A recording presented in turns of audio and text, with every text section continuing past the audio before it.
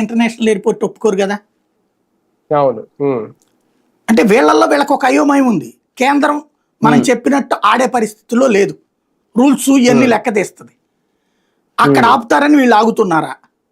గన్నవరాన్ని కలపకుండా, విజయవాడని కలపకుండా ముందు ఇక్కడ ఒక ఇంటర్నేషనల్ ఎయిర్పోర్ట్ ఓకే చేసుకుని, మీ మంత్రే కదా ఉంది అక్కడ, కేంద్రంలో మీరే కదా ఉంది పార్ట్నర్గా. ఇంకోటి అన్నిటికంటే ముందు అసలు అఖిలపక్షం ఏర్పాటు చేయండి, మేధావులతో మీటింగులు పెట్టండి, ఏ కలపాలో అడగండి. ఇక్కడ ఇవి అసలు ఏమైనా జరుగుతున్నాయా? వ్యక్తి ఆధారితమైనటువంటి కార్యక్రమం, దానికి భజన చేసేటటువంటి మిగతా వ్యవస్థలు. ఏమిది ఎక్కడ కరెక్ట్గా ఉంది? ప్రొసీజర్ ఎక్కడ కరెక్ట్గా నడుపుతున్నాం మనం? ఇవాళ కరెక్ట్ గా చెప్పాలంటే రాజధాని లేని రాష్ట్రం అమరావతి అంటే, ఇవాళ మీరు లెటర్ రాసి అమరావతి అని రాయండి, గుడికి వెళ్తుంది, అమరావతి అనే ఊరికి పోద్ది.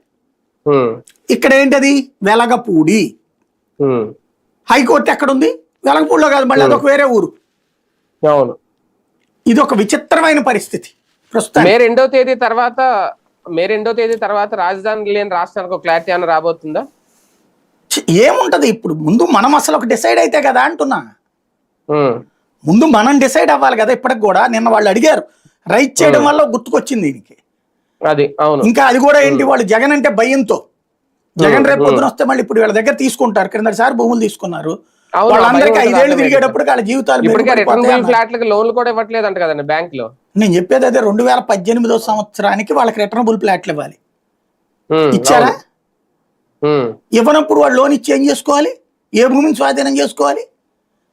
ఇప్పుడు ఇదిగో ఈ 1200 గజాలు నీదయ్యా కాగితాలు ఇచ్చారు, స్థలం ఎవరు చూపెట్టారు అక్కడ?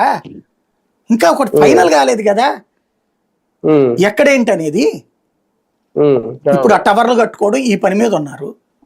ముందు అసలు ఇది ఎక్కడ వీళ్ళకి రిటర్నబుల్